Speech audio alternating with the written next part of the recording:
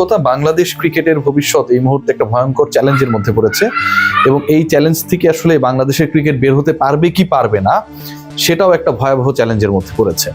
কেন বলছি, এখন থেকে আমি কন্টেন্টটা যখন রেকর্ড করছি তার 10 মিনিট আগে ESPN ক্রিক ইনফো তারা জানিয়েছে যে বাংলাদেশের বিশ্বকাপ খেলা না খেলা ইস্যু, ভারতে গিয়ে বাংলাদেশ দল বিশ্বকাপ খেলবে কি খেলবে না সেই ইস্যু নিয়ে যে আলোচনাটা শুরু হয়েছিল চলতি মাসের জানুয়ারি মাসের 4 তারিখে, আজকে 21 তারিখ, আজকে সিদ্ধান্ত হবার কথা ছিল, সেটা এমন একটা পর্যায়ে গেছে যেখানটায় আসলে বাংলাদেশের সামনে এই মুহূর্তে অপশন হচ্ছে দুটা। এক নাম্বার অপশন সেটা হচ্ছে বাংলাদেশ দল যদি বিশ্বকাপ খেলতে চায় they are welcome, but they have to play all the world cup matches in the soil of India. মানে বাংলাদেশের বিশ্বকাপ খেলার একমাত্র অপশনই হচ্ছে ঠিক যেভাবে শিডিউল করা হয়েছিল, বাংলাদেশ দল 7 তারিখ, 9 তারিখ, তারপরে 12 তারিখ, 17 তারিখ, এরকম একটা শিডিউল ছিল, আপনারা সবাই জানেন, যেখানকার প্রথম 3টা ম্যাচ কলকাতায় খেলার কথা ছিল ইডেন গার্ডেন্সে, এবং সর্বশেষ ম্যাচ সেই ম্যাচটা হবার কথা ছিল মুম্বাইয়ের ওয়াংখেড়ে স্টেডিয়ামে। সো যে শিডিউলটার কথা আমরা সবাই জানি, যে শিডিউলটা করা হয়েছিল, according to that schedule not even any option has been given by the BCCI যে কলকাতার বাইরে আমরা বাংলাদেশের খেলাগুলো চেন্নাইতে দিব, অন্য মাঠে দিব, এরকম একটা আলোচনা আমরা শুনেছিলাম।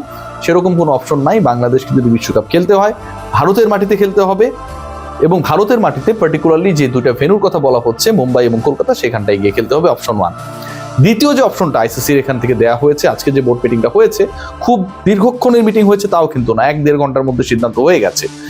সেখানটায় বলা হয়েছে বাংলাদেশ যদি এই শর্ত না মানে তাহলে বাংলাদেশকে কুইট করতে হবে, এবং বাংলাদেশের রিপ্লেসমেন্ট মানে বিশ্বকাপে সি গ্রুপে বাংলাদেশ 3rd টিম হিসেবে 1, 2, 3, 1, 2, 3, 4 যে সেটিংটা করা হয়েছে সেখানটায় বাংলাদেশকে রিপ্লেস করবে স্কটল্যান্ড।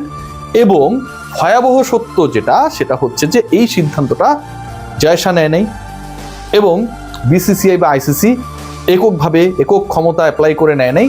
পুরো সিদ্ধান্ত গ্রহণ করার জন্য ICC বোর্ড মিটিং হয়েছে, বোর্ড মিটিংয়ে ভোটাভুটি হয়েছে, যেহেতু বাংলাদেশ একটা ফুল মেম্বার কান্ট্রি, এবং সেই ভোটাভুটিতে বাংলাদেশ হেরে গেছে। Majority of the countries who are the full member of ICC they have decided যে বাংলাদেশের এই সিচুয়েশনে ওয়ার্ল্ড কাপ যদি আগাতে হয়, করতে হয়, তাহলে ডিসিশন একটাই, সেটা হচ্ছে বাংলাদেশ না খেললে একটা রিপ্লেসমেন্ট দলকে দিতে হবে।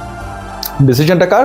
Majority of the participating boards, যারা যেই বোর্ডগুলো অংশগ্রহণ করেছে তাদের মেজরিটির সিদ্ধান্ত হচ্ছে বাংলাদেশকে রিপ্লেস করবে এরকম একটা দলকে রেডি রাখতে হবে।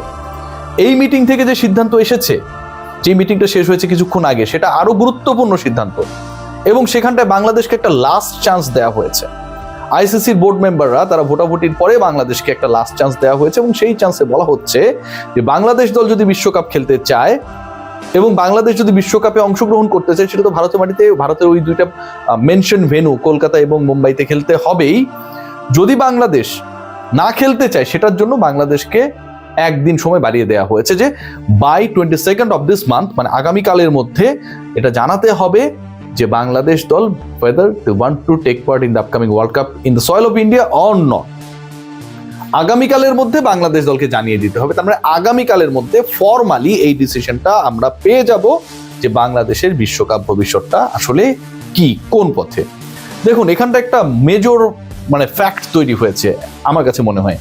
প্রথমত ICC এখন ফর্মালি জানিয়ে দিয়েছে যে বাংলাদেশকে খেলতে হলে ইন্ডিয়ায় খেলতে হবে। এর আগে কিন্তু ফর্মাল এরকম কোনো ধরনের ডিক্লারেশন ফ্রম দ্য ICC আমরা পাই নাই। দ্বিতীয়ত, ICC যে board member, full members country যারা রয়েছে, তারাও ফর্মালি তাদের ডিসিশন দিয়েছে, they are the part of the voting. So ভোটিংয়ে তারা যখন অংশগ্রহণ করেছে, সেখানটায় তারা এটা এনশিওর করেছে যে বাংলাদেশ যদি খেলে, বাংলাদেশকে তাদেরও মত এটা যে ইন্ডিয়াতে খেলতে হবে, আদারওয়াইজ বাংলাদেশের রিপ্লেসমেন্ট নিতে হবে। থার্ড যে পয়েন্ট, সেটা হচ্ছে বাংলাদেশ সরকার, BCB, তারা এই মুহূর্তে ভয়াবহ প্রেসারে, কারণ তাদেরকে এই 24 ঘন্টার মধ্যে সিদ্ধান্ত জানাতে হবে। বাংলাদেশ যদি না খেলে একরকম, খেলে আরেক রকম, সেই সিদ্ধান্তটা তো এখন অফিসিয়ালি পেন এন্ড পেপারে ICCর কাছে দিয়ে দিতে হবে। ফোর্থ যে পয়েন্ট, এটা আরো সিগনিফিকেন্ট, আপনারা যারা এই কয়েকদিন থেকে কন্টেন্টগুলো দেখেছিলেন, আলোচনা শুনেছিলেন, তাদের জন্য গুরুত্বপূর্ণ, আমার জন্য, আপনার জন্য গুরুত্বপূর্ণ। Pakistan cricket board they have written a formal letter to the ICC regarding the issue of Bangladesh participation in World Cup, upcoming World Cup। সেখানটায় কি বলা হচ্ছে? সেখানটায় পাকিস্তান ক্রিকেট বোর্ড যে রিকোয়েস্ট লেটারটা লিখেছিল, যেই ঘটনা ঘটেছিল জানুয়ারি মাসের 4 তারিখে, পাকিস্তান ক্রিকেট বোর্ড ICCর কাছে চিঠি দিয়েছে আজকে, মানে যেদিন মিটিংটা কল করা হয়েছে, আজকে পাকিস্তান ক্রিকেট বোর্ড ICCর এই সভায় কোথাও কোনোভাবে কোনো বাক্যে সরাসরি অথবা সরাসরি না, প্রত্যক্ষ পরোক্ষভাবে কোথাও বলে নাই যে বাংলাদেশ যদি না খেলে তাহলে পাকিস্তানও খেলবে না। এই যে আলোচনাটা ছিল পাকিস্তানের ক্যাম্প বন্ধ করে দেয়া, বিশ্বকাপ প্রস্তুতি বন্ধ করে দেয়া, বাংলাদেশ যদি না খেলে তাহলে পাকিস্তানও খেলবে না, বাংলাদেশ পাকিস্তান ভাই ভাই, এবার ইন্ডিয়া কই যায়, মানে এরকম একটা যে সিচুয়েশন ক্রিয়েট হয়েছিল, যে বাবল তৈরি হয়েছিল, যে মিডিয়ায় নিউজগুলো এসেছিল, পাকিস্তানি মিডিয়া এই নিউজগুলো আসার পর আমরা সেগুলোকে ফলো আপ করেছি। আইসিসির ফর্মাল মিটিংয়ে এরকম কোনো স্ট্যান্স পাকিস্তান নেয় নাই, despite they have been connected, they were connected with the government level. বাংলাদেশের সরকারি পর্যায় থেকেও পাকিস্তানের সাথে যোগাযোগ করা হয়েছিল, পাকিস্তানের গণমাধ্যম জানিয়েছিল।